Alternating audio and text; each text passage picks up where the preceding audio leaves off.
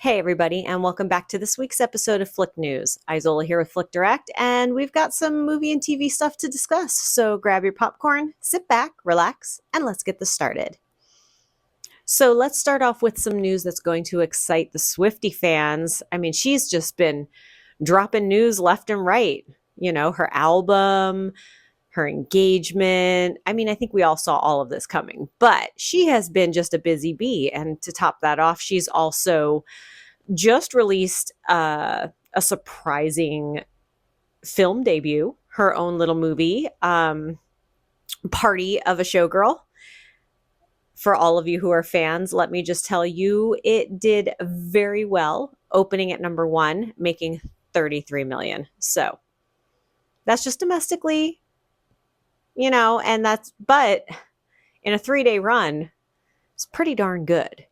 But do we expect anything less? I mean, everything Taylor Swift touches is pretty much turning into gold. So, or platinum, or whatever you think the highest, most perfect precious metal is. There you have it. So, I haven't checked it out, but, if you are a Swiftie fan, which I do love her music, but if you're a fan and you do see the movie, let us know what you think. I'd be curious to see if it's something I should go check out. But just to give you a quick type of synopsis of what you're actually going to get or description, it ties her music in and, behind the scenes, kind of like what J-Lo tried to do in her music movie, but did not succeed at, unfortunately, or fortunately, depending on if you're a J-Lo fan. Yeah. So, and it gives you some music video premiere stuff as well. So, again, if you see it, let me know. But that's what you're pretty much getting with this. And, if you enjoy her music, it's definitely going to be something up your alley. Now, what is right up my alley and what is perfect for this spooky month of October is that we got the full trailer of Frankenstein dropping, Guillermo del Toro's version. This is going to be a Netflix and theatrical trailer. Well, sorry, debut. So very, very excited about this. I love the story Frankenstein. I love Guillermo del Toro. I don't see this going wrong any which way. And that trailer is just, it's giving me the spooky vibes. I'm so excited. What made me even more excited is that this trailer actually shows Jacob Elordi's full monster.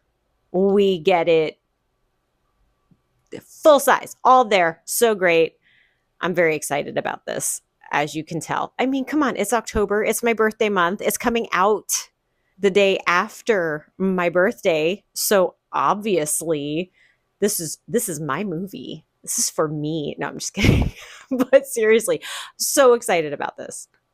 Now, just to bring you guys back up to speed, this is starring Oscar Isaac, Mia Goth, Christoph Waltz, Charles Dance, and a whole slew of others. I mean, you need to have the hordes, the masses, pitchforks, chasings, so lots and lots of people. But those are the main castings for now.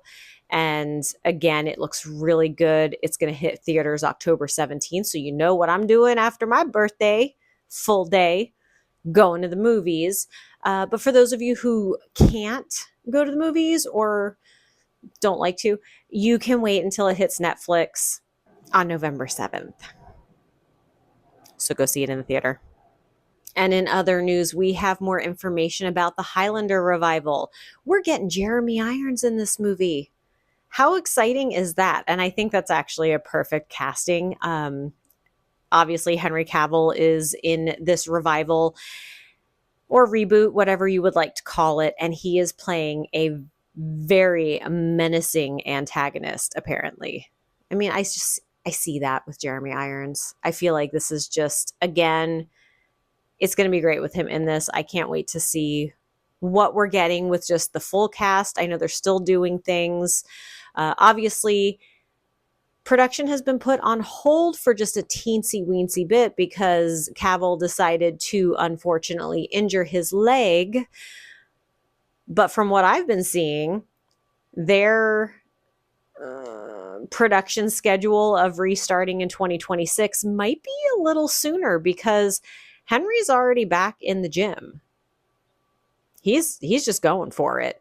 Although I do have to say they probably will push it as far as possible because you don't want to re-injure or make an old injury worse. You do need to make sure you're pretty healed. And with how crazy the stunts are going to be in this, I'm going to say they're probably going to wait till 2026, but who knows? He could be like Superman and heal really fast. We'll just have to wait and see.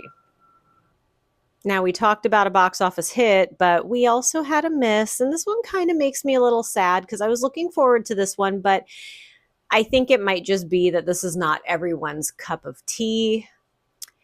Anyway, Margot Robbie and Colin Farrell's movie did not do so great, and she actually has been doing some interviews where she's been kind of discussing her career and the pressures.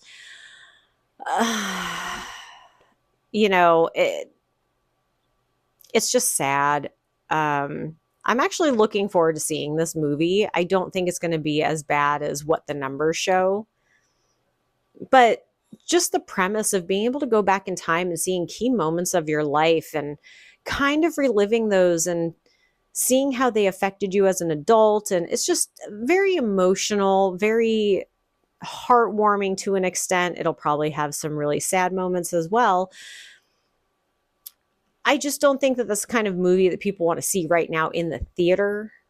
I don't know. I mean, it's kind of like The Notebook, right? And again, I have not seen The Notebook, so you guys will have to tell me that, but I'm using that as my comparison to this because I have had no urge to see this movie even since it came out, even though people tell me I should see it. It's a beautiful love story, this and that, blah, blah, blah, emotional roller coaster, whatever. It's on like Netflix or something right now. I could go watch it and I don't want to, nor will I. I will just take everybody's word for it that it's a good movie and there you go. So that could be the same case with this one. But who knows? I mean, maybe it did just really flop, but I haven't heard horrible reviews about it. I just heard that the box office didn't bring in enough that they were really hoping for. But stay tuned. I will go see it or I will wait for it to stream. I will give you my thoughts on it, see whether or not it was that good of a movie or not. And also, they can kind of get a gauge once it is streaming to see how popular it really was. Because again, sometimes it's better to release on a platform versus in a theater. It depends on your audience. A little birdie has told us that the creators of Cobra Kai may be reviving Knight Rider. If you guys don't know what Knight Rider is, that was the TV show in the 80s with David Hasselhoff where he had a talking car, like his best buddy, that would help him get out of trouble, which he always seemed to be in trouble. But anyway, you get my point. It was a very popular show in the 80s. It looks like the creators will be putting this movie together with Universal. Again, everything's pretty new, so that could change as well, but I think it's going to stick with Universal. Obviously, no casting has been confirmed yet because this is literally right out the gate of, we're going to do this. I don't even know how much of a script has been written yet, but I'm sure they've had something in their back pocket because usually you'll have that when you're going to push that with the studios. When you have to sell things, you kind of have to have at least a plot together. But they are going to stick with those nostalgic kind of feels and sensibilities that came from the show. So I think that that's going to make it fun. I have watched reruns and it's not a bad show. I mean, it's cheesy because it was the 80s and we're not in the 80s anymore, but I can see why it was very popular and people had a lot of fun with it, so it would definitely do well. Modernized, of course, but I do like that they're going to throw in some old feels for, the OG watchers. In other television news, SWAT is going to have some shifts and updates as well.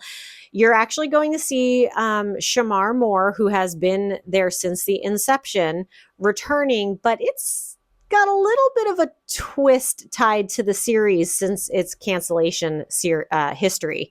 And what I mean by that is that it was canceled not once, not twice, but thrice. And the third time stuck. So third time's a charm, apparently. So 8 seasons, it's done. But apparently, how he is coming back into the SWAT universe is that there is a spinoff. I don't know anything about the spinoff, but there is one. So be prepared for that. But whether he's just making a simple cameo in the beginning or if he's going to kind of have regular appearances here and there, don't know yet, but once I do hear more information, I'll definitely let you guys know. I like Shemar Moore. I've liked him since, Criminal Minds. Yeah, I mean he's been in stuff that's older too. He does not look his age at all. The man does not age. But there are some old movies too that I've seen him in, and again, it'll be fun. SWAT wasn't a terrible show. It was just kind of interesting and, things splodies and whatever. So, something fun. He'll still have a job in connection to SWAT. And with that, this concludes this week's episode of Flick News. Please be sure to like and subscribe to all of our channels so you never miss out on any entertainment news. Thanks so much for watching, and we'll see you next time. Bye.